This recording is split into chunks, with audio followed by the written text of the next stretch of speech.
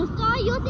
यो चाहिँ हाम्रो खोला हो हैन नमस्ते गाइज हैन यो चाहिँ हाम्रो खोला हो है हेर्नुस् त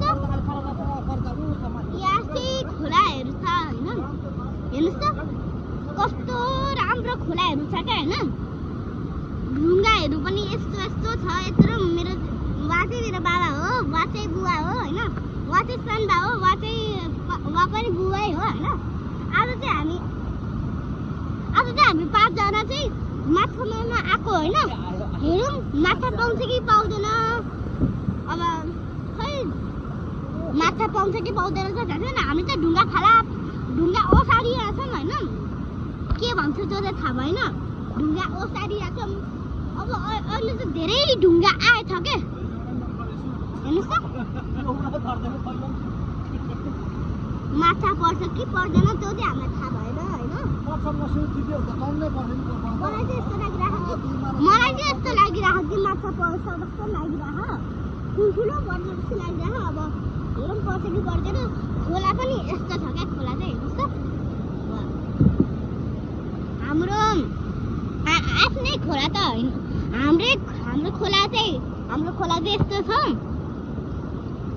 यो चाहिँ जगत हो यो चाहिँ दोलखा जगत भनिन्छ यसलाई चाहिँ जगत भन्छ यो दोलखा हो क्या हाम्रो दोलखा जगत हेर्नु त यस्तो छ ठुल्ठुलो एकदम ठुल्ठुलो ढुङ्गा छ यो चाहिँ हाम्रो सिप्लिङ खोला हो स्विमिङ गर्न पनि आउनुहुन्छ कोही चाहिँ हैन यो चाहिँ सिप्लिङ खोला हो यो पानी चाहिँ हेर्दा एकदम प्योर छ हेर्नुस् त तर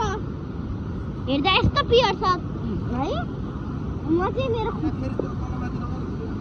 यस्तो पानी छ है यहाँ चाहिँ प्योर पानी भनौँ न यस्तो रुखहरू छ ठुल्ठुलो छ हेर्नुहोस् त त्यो देख्नुभयो त्यो चाहिँ एकदम ठुलो खोला छ के क्या यो भन्दा नि अलिकति ठुलो छ त्यसमा चाहिँ माछा मार्ने होइन त्यसमा चाहिँ माछा चाहिँ पर्दैन तर यसमा चाहिँ माछा परिदिन्छ होइन पानी चाहिँ अलिकति गर्दै ठुल्ठुलो हुँदै गइरहेको कि हेर्नुहोस् त कति राम्रो देखिरहेको है अब यो चाहिँ दसैँ हो मैले दसैँ त भन्दिनँ तर यो चाहिँ पूर्णिमा थियो अब दसैँ सक्यो होइन अनि दसैँ सक्यो तिहार लागिसक्यो अब जहिले भए पनि मर्निङ भ्लग बनाइराख्नु मैले चाहिँ यस्तो चाहिँ भयो माछा मार्ने ठाउँ अहिलेको लागि चाहिँ मैले स्टप गर्छु होइन अब पार्ट अहिले पछि देखाउँछु है त तपाईँहरूलाई म अहिलेको लागि चाहिँ स्टप गर्छु है त